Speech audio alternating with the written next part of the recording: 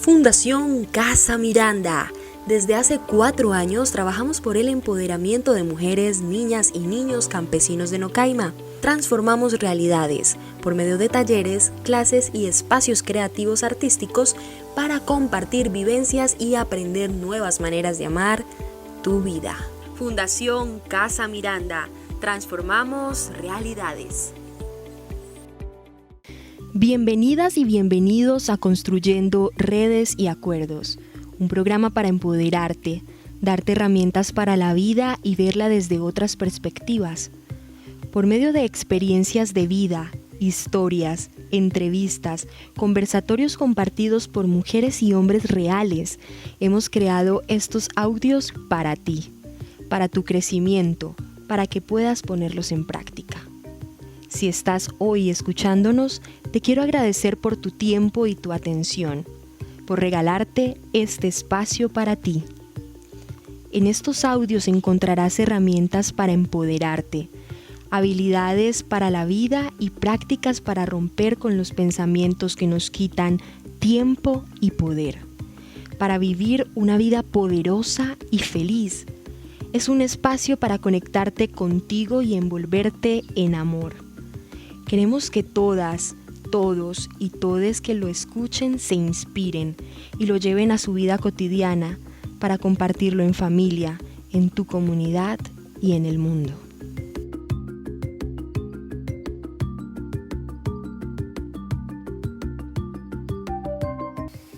Hoy hablaremos de una forma de violencia contra las mujeres muy común en el sistema de salud, pero que aún su reconocimiento es incipiente: la violencia obstétrica. Contaremos con la voz de expertas y sabedoras que nos explicarán en qué consiste este tipo de violencia, cómo se expresa y cómo podemos empezar a cuestionarla y transformarla.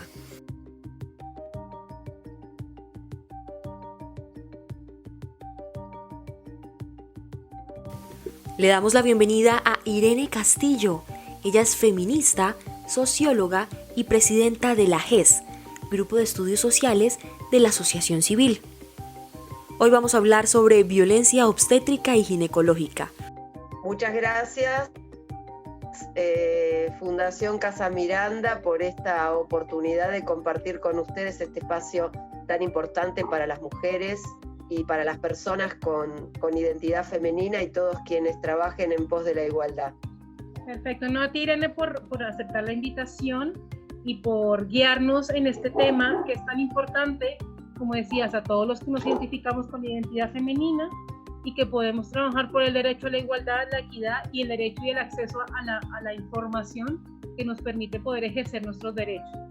Entonces la idea es que nos puedas indicar un poco de qué se trata o qué es lo del tema de violencia obstétrica y ginecológica, que en Colombia, aunque se entiende, se observa, todavía es un tabú hablar de esto, no hay manera de denunciarlo, y Argentina en eso ha tenido un avance en comparación a esto y queremos que por favor nos puedas compartir. La violencia obstétrica es el maltrato que puede hacer el personal administrativo, de vigilancia, de enfermería o médico en un centro de salud durante el embarazo, el parto o cesárea o incluso después de este, como también de atención de abortos no punibles y posabortos. Se expresa en un trato deshumanizado, en un abuso de medicalización y patologización de los procesos naturales. ¿Y cuáles serían, digamos, las conductas y las circunstancias que expresan esto? Por ejemplo, impidiendo que entres con tu acompañante a las visitas, al parto o a la cesárea, ridiculizando tu dolor, negándote los analgésicos necesarios, descalificándote con insultos, con gritos, realizando maniobras o intervenciones sin tu consentimiento o sin informarte que te las van a hacer, dificultando el contacto con tu bebé en caso de tener que estar separada o separados, culpabilizándote por cualquier resultado desfavorable que ocurra durante este proceso, también sometiéndote, por ejemplo, a cesáreas innecesarias. Todas estas situaciones constituyen violencia obstétrica. Como nos comentaba nuestra experta esta violencia tiene que ver con nuestros procesos naturales reproductivos y sexuales. Especialmente se relaciona con el derecho a la autonomía sobre nuestro propio cuerpo.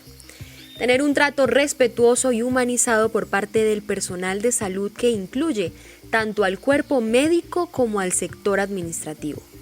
Además, está relacionada con el acceso a la información y el deber de ser informada. Ser consideradas personas sanas, sujetas de derecho para decidir si ser madres o no, y en el caso de desear serlo, contar con el acompañamiento en todas las etapas: embarazo, parto, posparto, también llamado puerperio, interrupción involuntaria del embarazo, posaborto y lactancia materna. Te invitamos a escuchar las diferentes expresiones que puede tener la violencia obstétrica en la vida cotidiana en el siguiente conversatorio.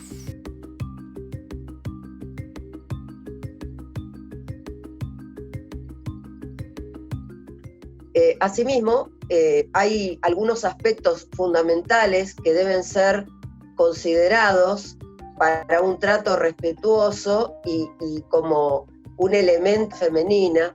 A ser informada, por ejemplo, a ser tratada con respeto y de modo individual y personalizado, a que se garantice en consideración sus pautas culturales, que no se puede tratar de la misma manera sin considerar de dónde viene esa persona, a ser considerada respecto del proceso de nacimiento, como decía, como persona sana dentro del parto, porque bueno, hay muchas organizaciones de la sociedad civil que dicen que se les roba, digamos, el parto muchas veces a las mujeres por no permitírseles ser protagonistas, evitando prácticas justificadas por el estado de la persona por nacer. A ser informada sobre la evolución del parto, muchas veces rápida y sin ninguna explicación, y la mujer y la familia no saben si el hijo o la hija, un estrés y una ansiedad injustificada que podría evitarse con una simple explicación de dar un ejemplo de qué es lo que sometida a ningún examen o intervención, cuyo propósito se explique, un protocolo aprobado por un comité de bioética.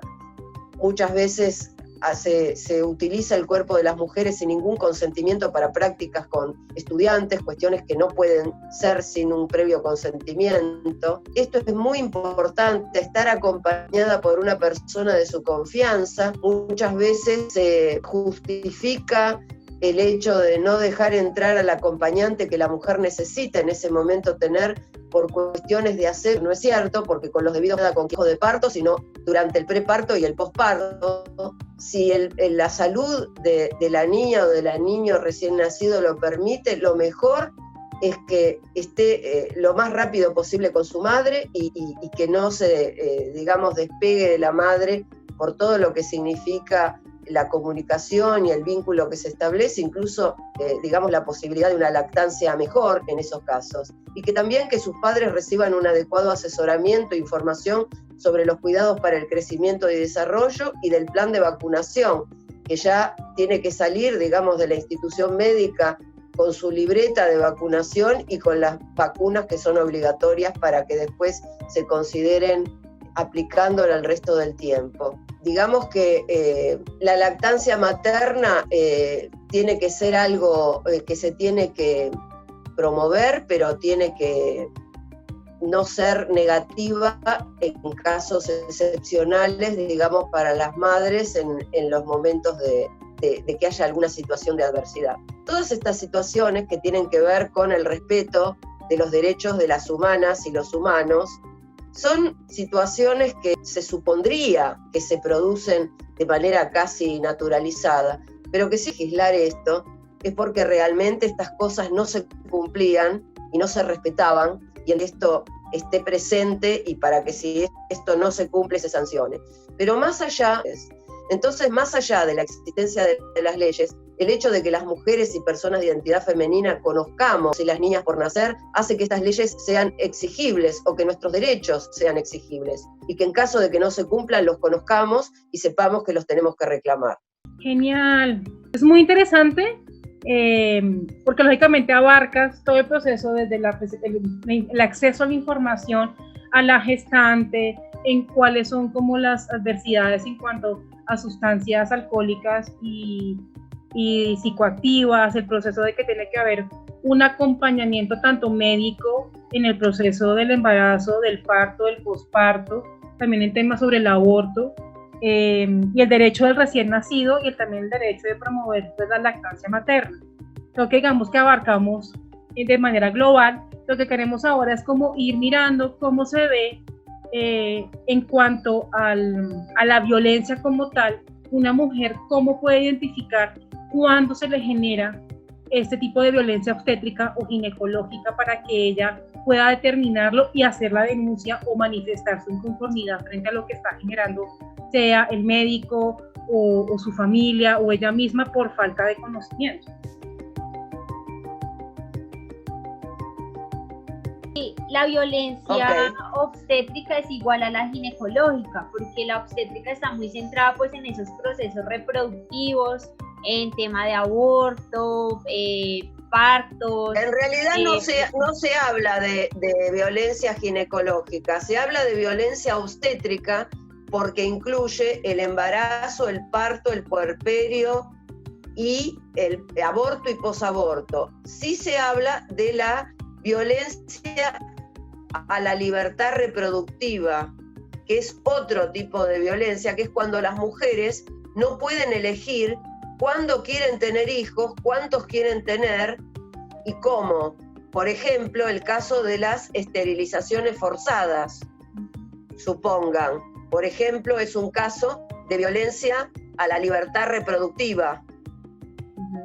O, por ejemplo, la falta de acceso o de información a los métodos anticonceptivos.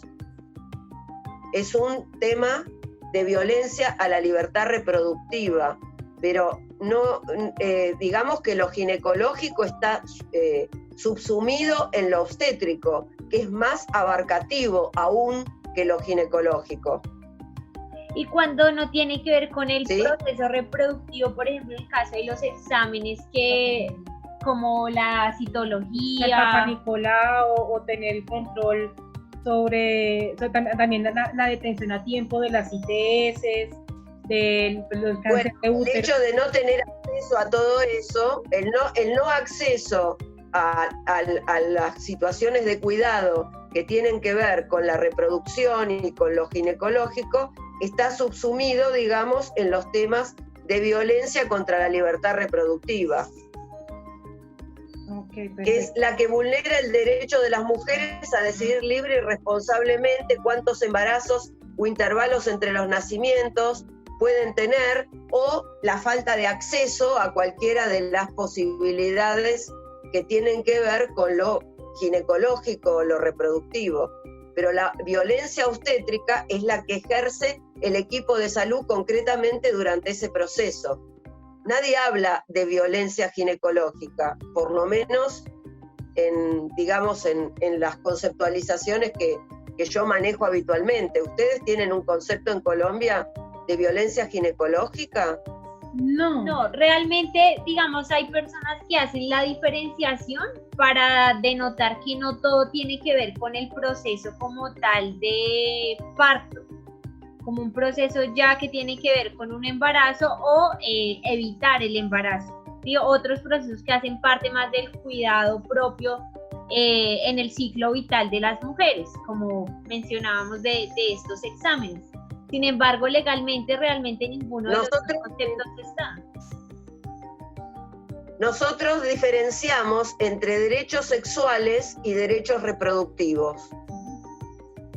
Cuando se habla de derechos sexuales, se habla de los derechos que tienen que ver, digamos, con lo que se ejercita con el cuerpo en referencia a la sexualidad y todo lo concomitante, y lo reproductivo específicamente a estos temas. Lo que pasa es que a las mujeres en general las vulneran en sus derechos mucho más durante el proceso reproductivo que durante el proceso, digamos, que tiene que ver con los exámenes ginecológicos o lo que fuera.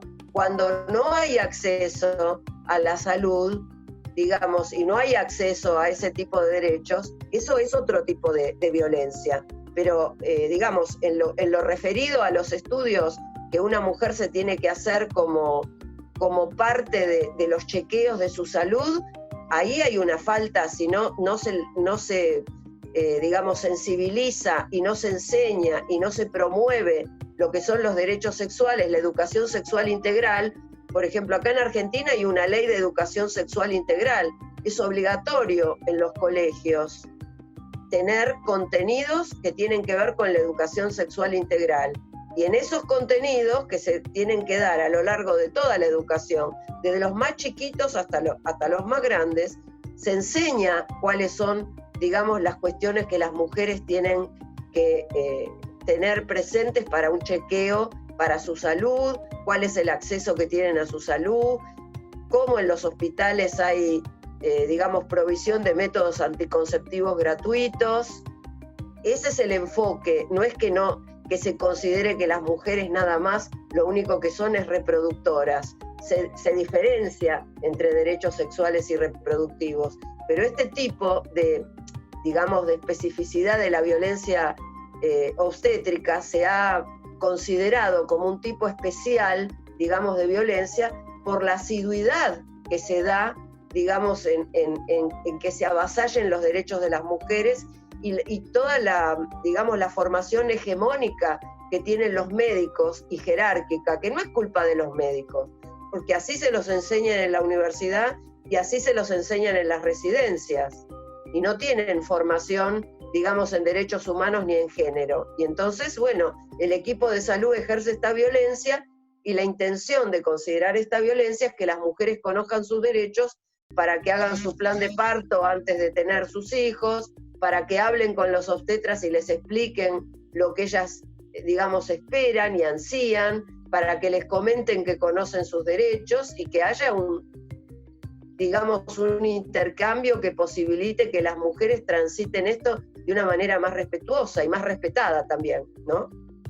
Irene, pero te quiero dejar bien en claro que no solo se considera que las mujeres son personas gestantes. Países en donde la violencia ni siquiera está legalizada o hay una manera de poner denuncia o manifestar la molestia, ¿cómo se puede manejar esto a través de los derechos del paciente? Si se puede manejar de esa manera. Yo pienso que en general, digamos, estos planteos siempre surgen de parte de las personas involucradas, o sea, los sistemas jerárquicos y hegemónicos de la medicina tradicional no consideran los derechos humanos ni la perspectiva de género.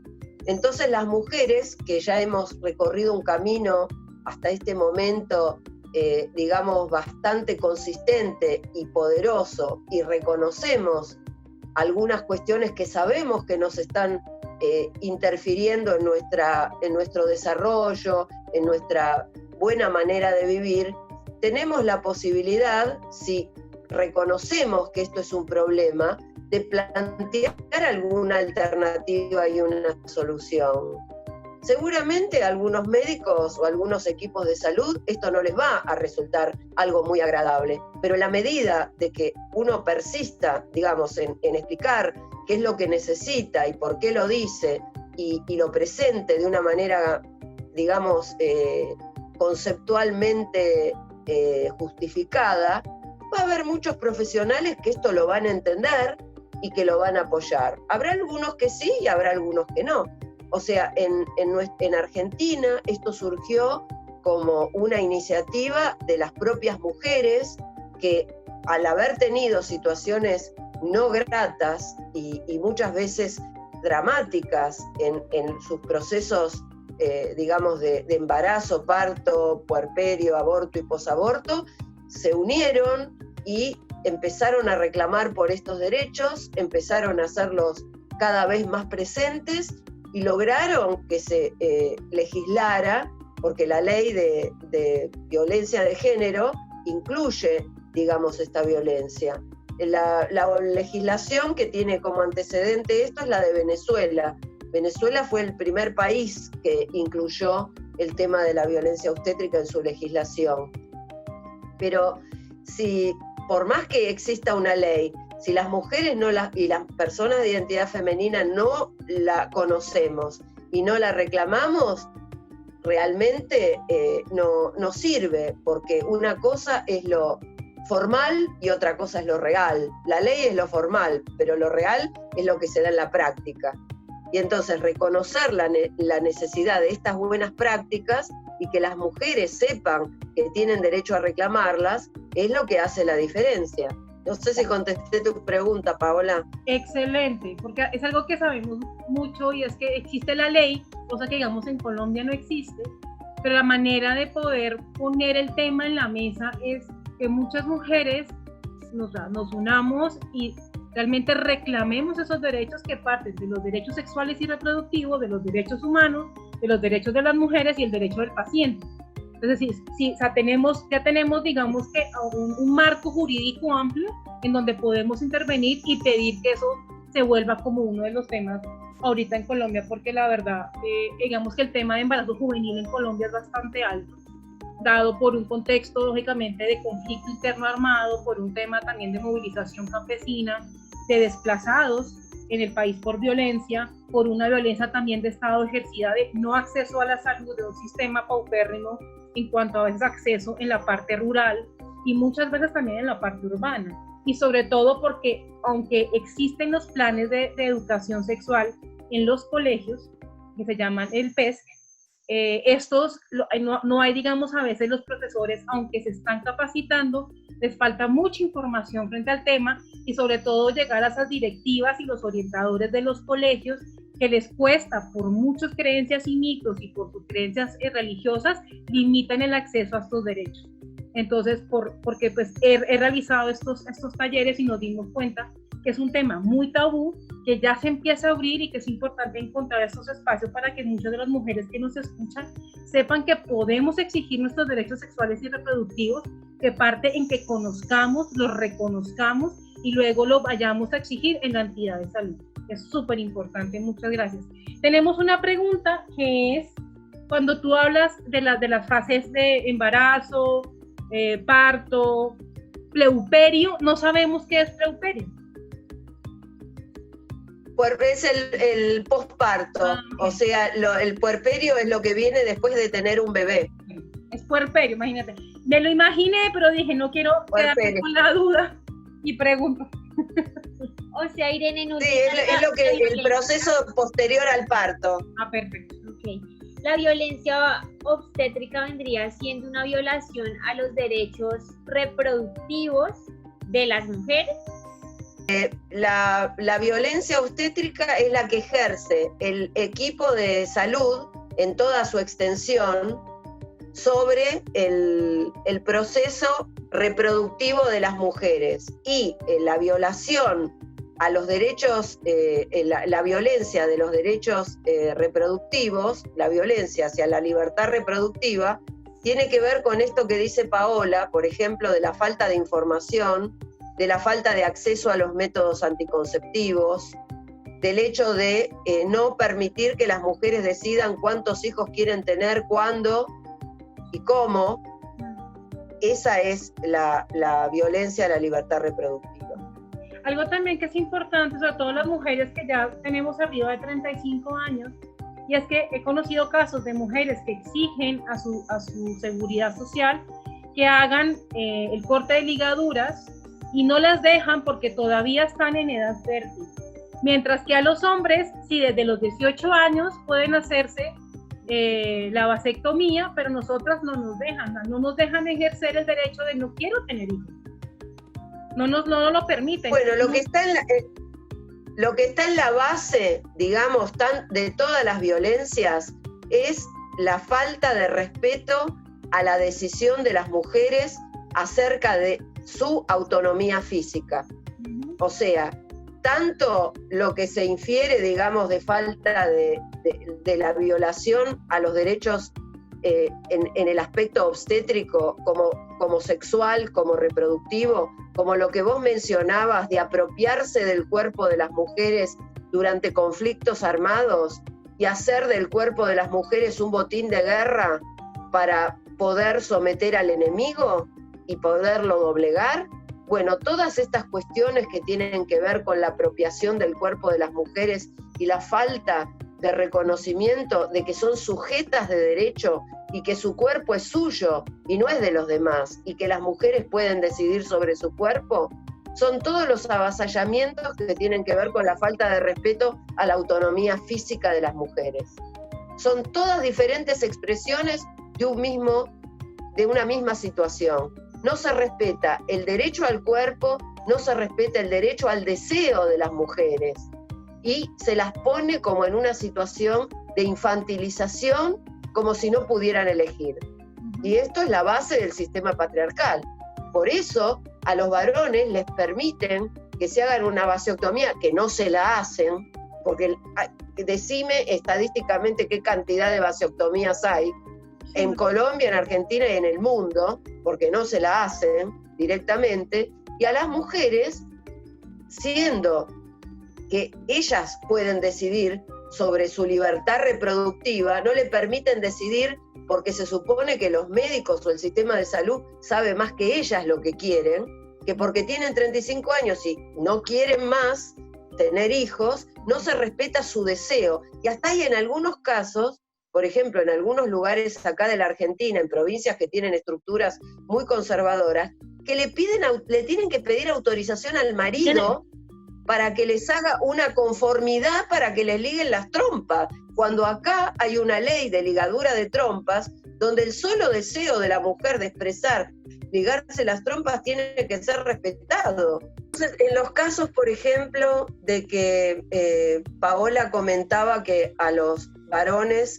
se les promueve la vasectomía, que en general no se la hacen en ningún lado, a partir de los 18 años, y nadie les cuestiona, digamos, en qué momento de su ciclo vital o a qué edad lo hacen, y a las mujeres consideran que si están en edad reproductiva, por más que ellas expresen el deseo de que les liguen las trompas, deciden paternalista, de una manera paternal por ellas, que no se lo van a hacer porque consideran que todavía pueden seguir teniendo, digamos, hijos, contrariando su deseo. Están en la base, todas estas cuestiones están en la base del no respeto por la autonomía física de las mujeres, por su derecho a decidir y por su deseo, básicamente por no considerar ni tener en cuenta su deseo. Y esto es un aspecto central de lo que significa el patriarcado en términos de la infantilización de las mujeres en todos los órdenes, pero en otros casos también en minorizarlas, por ejemplo, porque se supone que tienen que ganar menos o que no pueden tener acceso a determinados cargos de decisión, o otras cuestiones que están presentes como indicadores, digamos, de alerta. Todo entonces hacía un ejemplo en los conflictos armados, siendo tomado como botín para subordinar al enemigo. Bueno, ante esto hay maneras de proceder, hay acciones que se pueden tomar.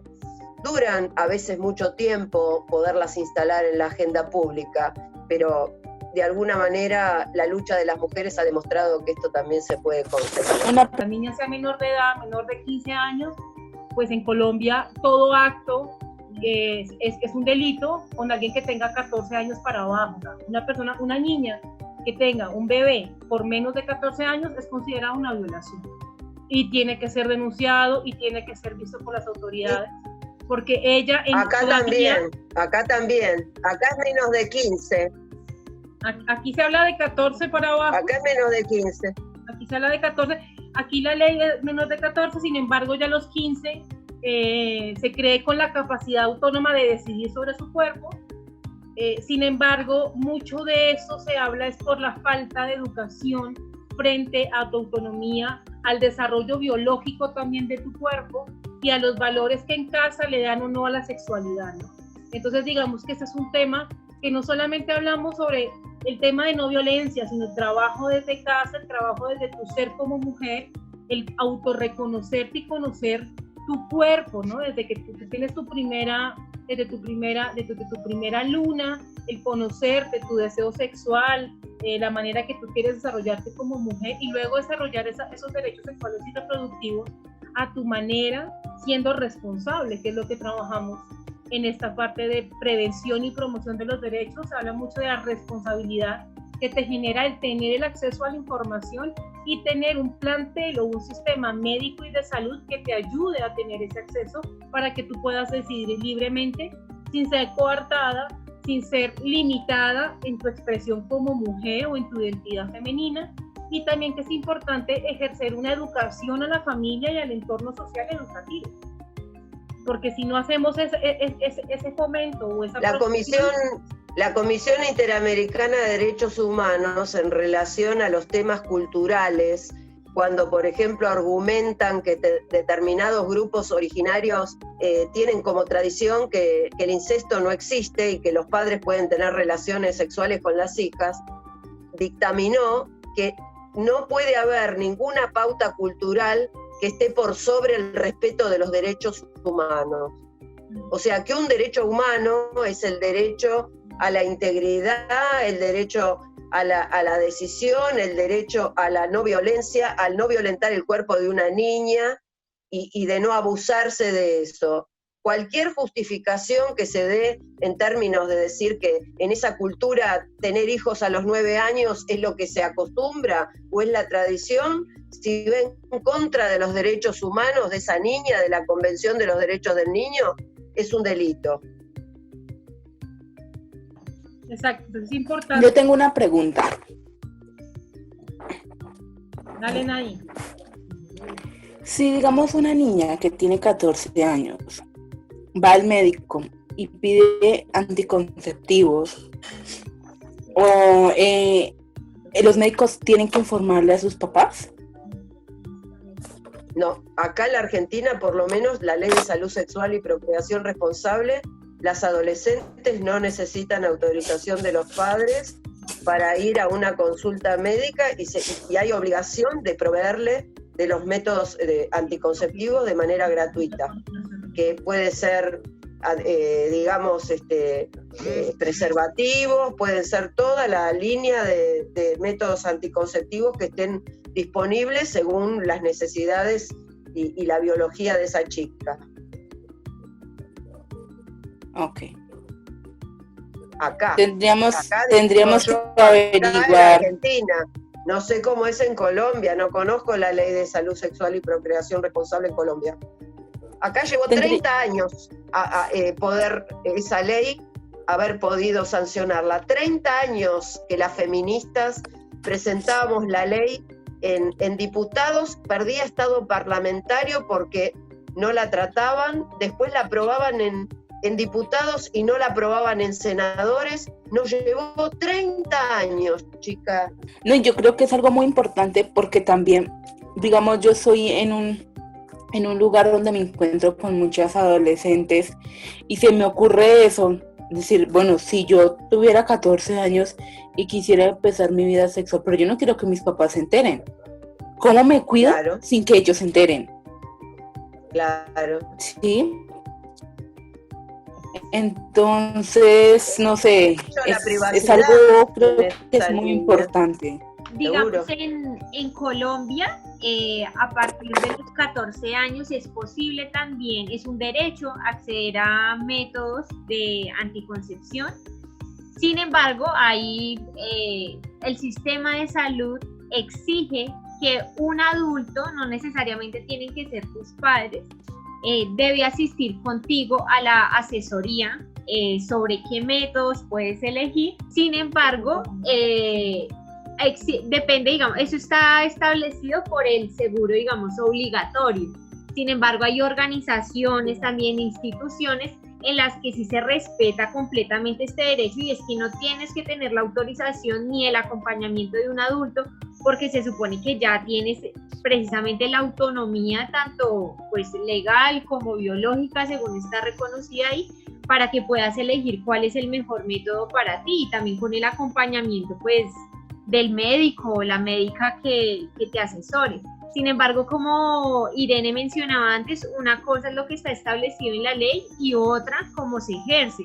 Ahí hay mucha violencia también por parte del personal de salud, quienes muchas veces le dicen a las jóvenes especialmente, porque la realidad es que casi no asisten jóvenes hombres a estas asesorías, sino son principalmente, somos las mujeres las que planificamos. Y van estas jóvenes y les dicen que es obligatorio que sus padres o un adulto las acompañe, aunque digamos realmente no está establecido así. ¿Y qué pasa? Al desconocer esos derechos, pues simplemente aceptamos esa voz de autoridad de ese médico o esa médica. Igualmente ocurre en el caso de los exámenes como las... Y lo peor de todo es que muchas adolescentes no van. Sí, precisamente eso es lo peor de por lo todo. que decía Daniela, porque tienen ese miedo de que sus padres se enteren o que alguien se entere. O sea, precisamente el tabú que existe en torno a la sexualidad, el no tener esa educación sexual desde los mismos planteles educativos, que en los mismos hogares no se hable de estos temas, hace que hayan más casos de embarazo precisamente por esos miedos que hay en torno a los métodos, aparte que eso. Sigue, Dani. Aparte que puede ser que simplemente quieran información, no es porque vayan a comenzar su vida sexual, sino quieren información. Y por el simple hecho de averiguar, pueden ser señaladas de que ya iniciaron o van a iniciar, o solo les preocupa eso. Sí, porque uno puede estar informada y no quiere decir que uno vaya a hacer las cosas. ¿Sí? Pero aparte entonces, es un derecho a la información, es un derecho también a tener a solicitar el método anticonceptivo, es un derecho a todo. O sea, la estructura conservadora y patriarcal promueve esos obstáculos justamente porque no reconoce la autonomía física de las mujeres ni sus deseos. Esa es otra expresión más. Aparte hay algo que se me viene a la mente ahorita cuando estamos hablando de eso, y es que, por ejemplo, en el pueblo de Nocaima es un pueblo muy pequeño y muchas cosas se saben, ¿no? Entonces, claro. Y muchas veces las personas, los médicos, las personas de salud, dan información que no deben, porque ellos tienen un código de ética en que dice que los secretos del paciente son los secretos, y a veces salen porque, ay, sí, el chisme, el secretico aquí, el secretico allá, y eso haría que las mujeres, no, o sea, las mujeres jóvenes no fueran, pues a decir, oye, si quiero un método anticonceptivo, pues porque no sé, la enfermera es la amiga de mi mamá, por ejemplo, entonces no voy a ir porque ella se va a enterar y mi mamá se va a enterar. O cosas como esas, o sea, cómo se rompe el secreto profesional por detalles, ¿sí? O comentarios, o las miradas, cosas que ellos deberían guardar como total secreto, se expande fuera del hospital, digámoslo así. Eso es falta de profesionalidad, porque cualquier profesional tiene un código de ética al que tiene que responder, y la confidencialidad es el primer código de ética de cualquier profesional. O sea, no puede hablar del caso con otra persona. Lo único que puede es poner la información en la historia clínica, y la historia clínica es de la paciente, porque la paciente tiene que tener derecho a tener su propia historia clínica y saber lo que dice la historia clínica, que eso también está dentro de los derechos de las pacientes y los pacientes. Pero esos médicos o esas personas que trabajan en el sistema de salud no cumplen con el mínimo requisito del código de ética, y es mayor el control social que hay en poblaciones, digamos, con mucho control social, porque es poca la gente que hay y todos se conocen, que el código de ética que deberían respetar. Esos tipos hay que denunciarlos ante el colegio profesional de la profesión que les corresponda. O si me preguntan cuál es una reflexión que me gustaría dejar, digamos, presente después de este intercambio y de esta consideración respecto de lo que es la violencia obstétrica y la autonomía de las mujeres, es que siempre que los movimientos sociales ejercen su derecho a ser escuchados y a manifestarse, algo cambia, esto se instala en la agenda pública y surgen alternativas que modifican y transforman la realidad. Así que bueno, adelante. Dani, ¿cuál era tu pregunta? Si digamos, hay mujeres que nos están escuchando y tal vez ellas son jóvenes y han decidido no tener hijos, ellas, ¿cuál es el mejor camino que ellas pueden hacer para poderse operar, siendo jóvenes, 20, 23, 24 años, y ya lo eligieron no tener hijos. O sea, ¿cómo pueden ellas iniciar ese camino para que las operen? Primero, es importante resaltar que la autonomía funciona al deseo. Si alguien no quiere tener hijos y su deseo es muy legítimo, y el mandato, digamos, de la sociedad patriarcal que dice que para ser mujer hay que ser madre, hay que tenerlo muy presente de que es nada más que un mandato de la sociedad patriarcal que no respeta ni la autonomía física de las mujeres ni su deseo. O sea, primero que nada, convalidar que una mujer puede tener todo el derecho de no querer tener hijos, y eso es tan legítimo y tan valioso como querer tenerlos. Ese es el punto número uno, que es algo del orden de la psicología, que es algo del orden del espíritu, pero que tiene que estar presente en la conformación de una decisión como esta. Y respecto del tema de la ligadura de trompas, no sé cómo será, si existe una ley, digamos en Colombia, eso no lo conozco, pero si existiera la ley, deberían exigir hacerla cumplir. Y si no existe la ley, deberían interceder de alguna manera y buscar algún profesional que comprendiera el deseo que alguna mujer puede tener de ligarse las trompas y no querer, digamos, hacer el camino de la maternidad. Sí, porque hasta donde tengo entendido, no existe porque conozco mujeres que han querido y no, porque tú no sabes, estás muy joven y no sabes si vas a querer tener hijos, y por eso les dice no y no y no y no. Pero bueno. Bueno, en el caso de Argentina existe una ley y establece específicamente que tiene que ver con el deseo de la mujer y que no tiene que tener ninguna autorización de nadie más y que tampoco es un impedimento de la edad. Y sin embargo, existiendo la ley, hay muchos médicos que hacen esto que cuenta Paola y se niegan, digamos, a hacerlo, y bueno, y la persona tiene que o interponer un recurso o buscarse otro profesional. Ahora, si ni siquiera existe la ley, ahí seguramente es más complicado el caso. O sea que tendrían que poder conseguir una ley, al menos, digamos que no es suficiente, pero es necesaria para poder lograrlo. Realmente lo que dices llega, o sea, lo que Dani ahorita también hablaba de las personas que no, bueno, yo todavía no sé si quiero o no quiero tener hijos, pero todo lo que dices es como, o sea, fue más chica, o sea, si yo quiero ser mamá, pues me toca de verdad pensar todo a futuro, planearlo, ver que no se me vayan a vulnerar los derechos y demás, porque no es algo como, sí, voy a ser mamá y quedo embarazada y ya, o sea, no, realmente hay que mirar muchas cosas. Y entonces no es que, o sea, yo creo que tú no nos haces perder el tiempo, es más, cada tiempo, o sea, cada segundo tuyo para nosotros es valioso. Sí, además nos haces reconocer precisamente que tenemos esos derechos, muchas los desconocemos y estamos precisamente en ese proceso de aprendizaje, y para eso pues estamos creando y haciendo parte de esta red para cada vez crecer más conjuntamente, y como tú decías, exigir juntas, y que de aquí a mañana en Colombia también la ley reconozca, y no solo la ley, sino que juntas podamos exigir que efectivamente no haya más violencia de este tipo ni de ninguna otra contra las mujeres.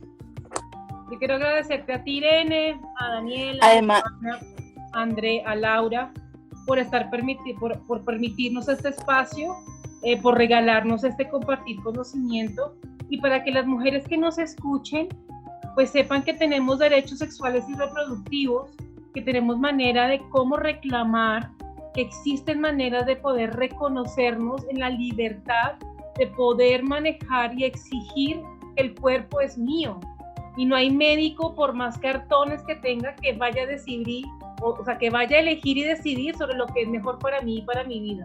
Si quiero o no quiero ser mamá, si quiero o no quiero tener un plan de parto, eso es una decisión mía, y qué bueno que las autoridades me permitan tener ese acceso a la información, y yo creo que este programa nos permite llegar a muchas mujeres que sepan que existe una ley, en Colombia no la hay, pero que podemos buscarla, podemos lucharla, y que sobre todo, como decía Joana, que juntas podamos buscar ese camino en donde podamos sentirnos libres, alegres y deseosas de vivir una sexualidad, una reproducción completamente autónoma. Dani, ¿qué querías decir? Y junto con lo que dice Pau, también entender que ser mamá no es algo tan trágico, ¿sí? Como de pronto nos dicen, no, pero el parir, no, pero los dolores, ¿sí? Como todos los mitos y todos los miedos que nos meten del ser mamá, ¿sí? Sino que también se puede vivir y ser mamá de una manera libre, feliz, de una manera agradable, ¿sí? Sin tanto miedo, sin tantas cosas, sino aprendiendo a exigir nuestros derechos como madres gestantes, como mujeres, para así también poder vivir una maternidad o un parto mucho más feliz, que es lo que considero que es traer una vida al mundo. Gracias a Irene Castillo y a las participantes de la Red de Mujeres Conectadas por el Mundo y a la Fuerza Femenina Popular por sus aportes y enseñanzas. Este conversatorio nos abre caminos de conocimiento y acción para que podamos hacer llegar este mensaje a todas las mujeres del mundo de que tenemos el derecho de la autonomía de nuestro cuerpo y al respeto de nuestros deseos en cuanto a ser o no mamás, de gozar una vida sexual y reproductiva responsable, informada y accesible para todas. Esperamos que puedas reflexionar sobre el tema para hablarlo, comentarlo y compartirlo con las mujeres de tu familia, de tu vida y de tu comunidad. Para ejercer y exigir nuestros derechos, es importante reconocerlos y levantar la voz. Según un estudio de la Universidad UIS de Santander y el artículo del ICBF, las madres gestantes pueden llegar a ser víctimas de prácticas y actitudes por parte del personal médico que afectan su salud física, psicológica y emocional. Ellas no solo fueron víctimas de violencia obstétrica, sino que fueron ignoradas, desapercibidas y no tomadas en cuenta a la hora de su parto, situación que las hizo sentir incómodas, inconformes e insatisfechas durante su trabajo de parto. Muchas veces porque las madres gestantes desconocen sus derechos, no saben cómo identificar las agresiones y no están empoderadas para tomar medidas al respecto. En Colombia, el Ministerio de Salud y Protección Social afirma que todas y cada una de las madres gestantes tienen los siguientes derechos en el sistema de salud: a ser tratadas con respeto, de manera individual y protegiendo su derecho a la intimidad y confidencialidad; a ser considerada en una situación de alumbramiento como persona sana, de modo que facilite su participación como protagonista de su propio parto; a recibir atención integral, adecuada, oportuna y eficiente de conformidad con sus costumbres, valores y creencias; a recibir asistencia psicosocial cuando así lo requiera; a ser informada sobre la evolución de su parto, el estado de su hijo o hija y en general a que se le haga partícipe de las diferentes actuaciones de los profesionales; a estar acompañada por un familiar o una persona de su confianza y elección durante el trabajo de parto, parto y posparto; a tener a su lado a su hijo o hija durante la permanencia en el establecimiento sanitario, siempre que el recién nacido no requiera de cuidados especiales; a ser informada desde el embarazo sobre los beneficios de la lactancia materna y recibir apoyo para amamantar; a recibir asesoramiento e información sobre los cuidados de sí misma y del niño o niña; a recibir información después del embarazo sobre los diferentes métodos de anticonceptivos que estén acordes a su condición clínica; a recibir, según el caso y de acuerdo con las posibilidades de existencia del recurso, analgesia o anestesia obstétrica adecuadamente aplicada por un médico especialista anestesiólogo para buscar una maternidad segura, feliz, no traumática ni para la madre ni para el recién nacido. Sin embargo, estos derechos se vulneran cuando las embarazadas son víctimas de prácticas, comportamientos y actitudes, por acción u omisión, que ocurren en el ambiente hospitalario y que afectan su salud física, psicológica y emocional, y que son considerados como violencia obstétrica. Modalidades de la violencia obstétrica.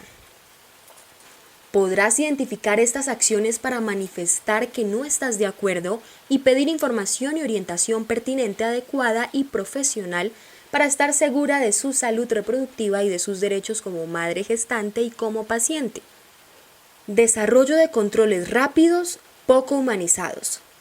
Es decir, cuando los profesionales de la salud a cargo de llevar los controles de las madres no resuelven todas sus dudas, ignoran sus temores, no escuchan a la paciente, no le explican los cambios que está afrontando y simplemente se dedican a desarrollar una consulta médica de manera rápida y mecánica, donde solo se registran datos cuantitativos como peso, frecuencia cardíaca, presión arterial, etc. Omisión por parte del personal de salud de consentimiento informado. Las madres gestantes deben estar plenamente informadas de todos los procedimientos clínicos que les realicen, incluso para aquellos que, desde el punto de vista médico, sean rutinarios. Oposición al ingreso de un acompañante al trabajo de parto. Impedir el ingreso de la pareja, de un familiar o del acompañante que ella elija como soporte emocional en el proceso de parto también constituye una forma de agresión, salvo una condición grave que lo impida. Maltrato verbal y o psicológico ante las manifestaciones de dolor de la madre durante el trabajo de parto. Frases como: deje de quejarse, no haga tanto escándalo, no se afloja, no grite, demuestran insensibilidad ante el dolor por parte del personal médico y tienden a reprimir la libre expresión de los sentimientos de la madre. Asimismo, expresiones que buscan generar sentimientos de culpa como: usted no ayuda, puje, deje de quejarse y empiece a pujar que así su hijo no va a nacer, o si el bebé no nace es porque usted no colabora. También son agresiones verbales y psicológicas que afectan la autoestima de la madre.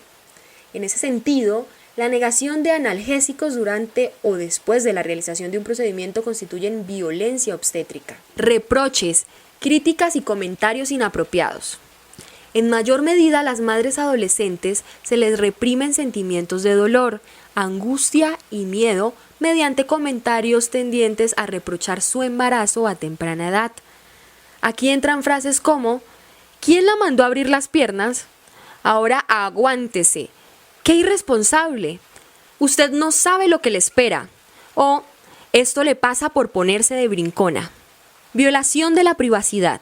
No garantizar condiciones adecuadas de privacidad, en especial cuando se realizan tactos o exploraciones vaginales. Partos inducidos y cesáreas innecesarias. El suministro injustificado de medicamentos, la acelerada inducción del parto natural de bajo riesgo o la realización de cesáreas innecesarias, sin pleno consentimiento de las mujeres, son otras formas de violencia. También lo es el hecho de obligar a las madres a dar a luz en la posición que le resulta más cómoda al personal médico, aun cuando ella manifieste su deseo de hacerlo de otra forma. Desatención y abandono.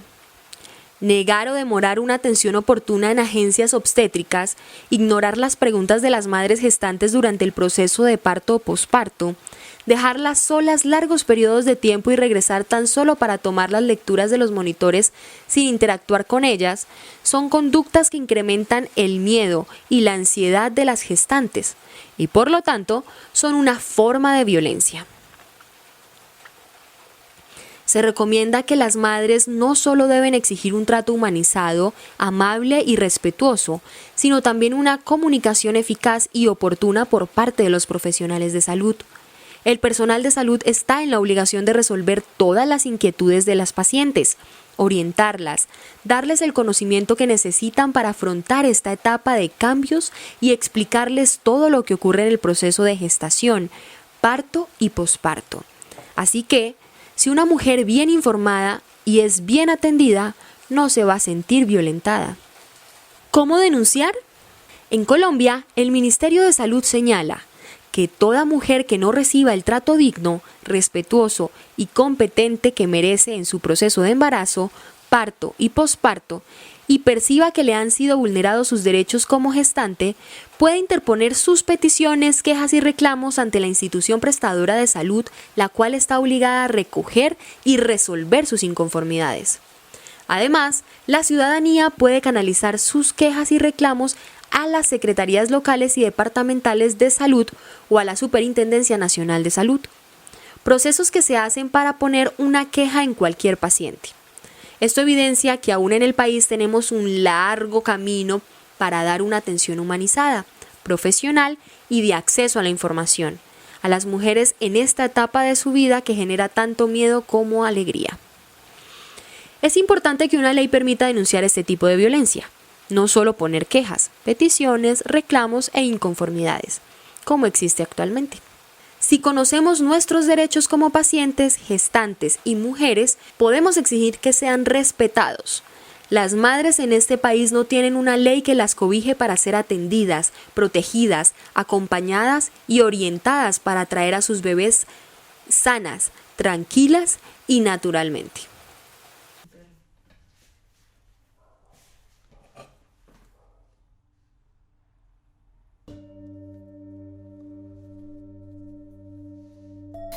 Respira. Mujer, respira. ¿Estás sentada? Recuerda que este espacio de conectarte contigo, de relajarte y soltar tu mente y cuerpo, te lo mereces. Vamos a iniciar esta meditación respirando profundamente. Siente cómo la inhalación, el oxígeno entra a tu cuerpo, lo nutre y lo alimenta. Inhala. Mantén. Y exhala.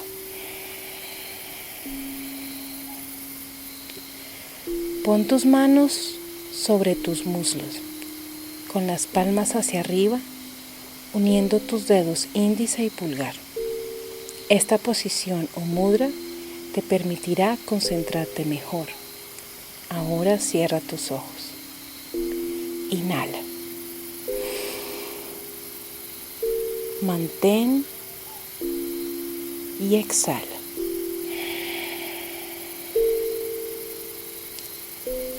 Concéntrate en tu respiración y relaja el cuerpo de la cabeza a los pies. Inhala. Mantén y exhala.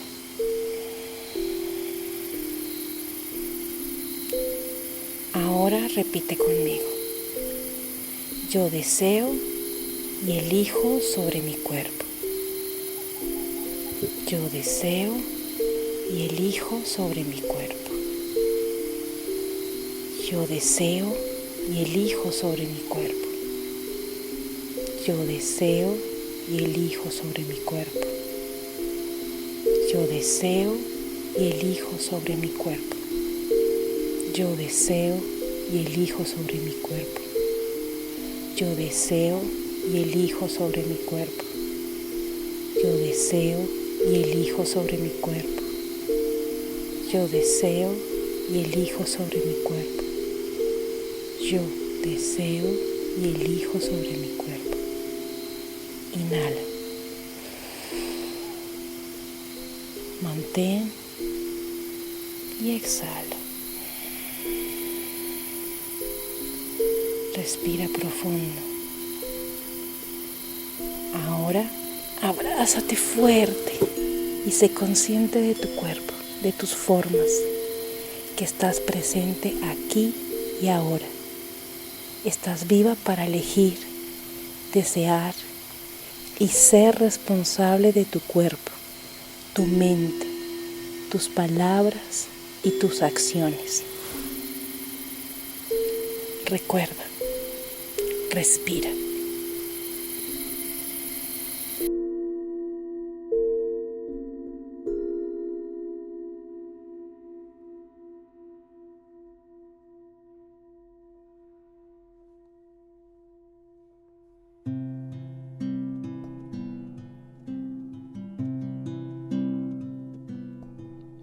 Contracciones de amor van y vienen de ti por dentro y por fuera. De repente los latidos se aceleran.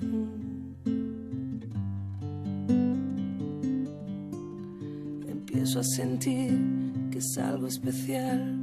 La bolsa parece papel celofán, se rompe a la vez que veo escapar del mar que en tu vientre me hacía flotar. No sé si será esta vez la última o la primera. Solo sé que hay olor a primavera. Me acerco a la luz, me alejo de ti, te cambio por eso que llaman vivir. Me acerco a la luz, tú abres la salida. ¿Qué me lleva eso a lo que llaman vida?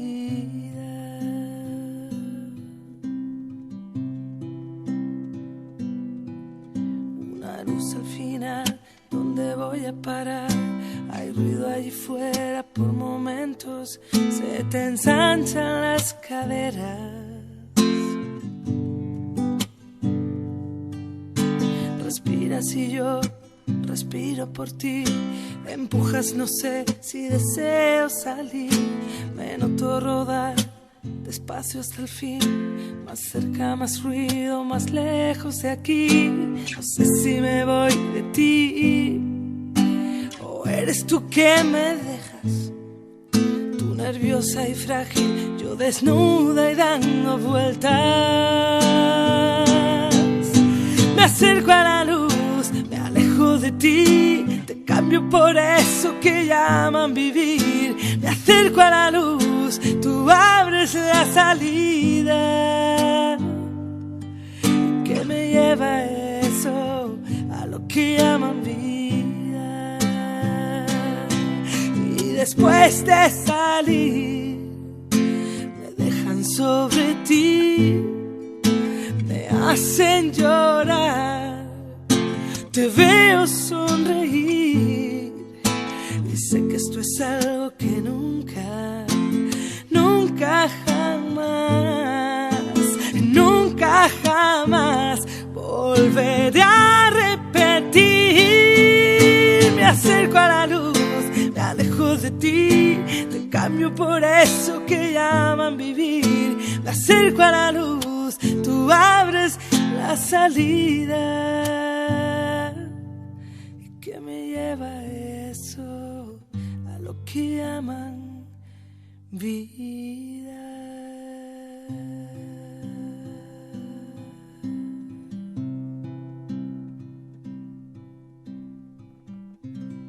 Te invitamos a que nos sigas en Facebook, en Instagram y en YouTube.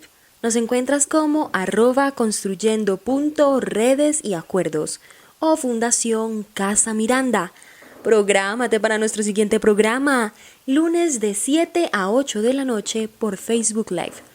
En nuestra siguiente emisión traeremos la segunda parte de violencia obstétrica, en donde hablaremos del plan de parto, los derechos sexuales y reproductivos e historias de mujeres que nos contarán sus experiencias de partos.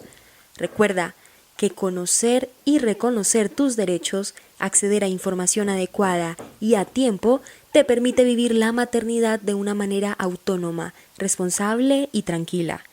Exige tus derechos. Vivamos sin miedo.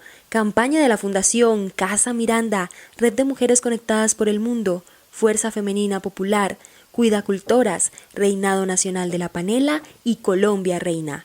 Juntas hacemos la diferencia y transformamos realidades. ¡Feliz día!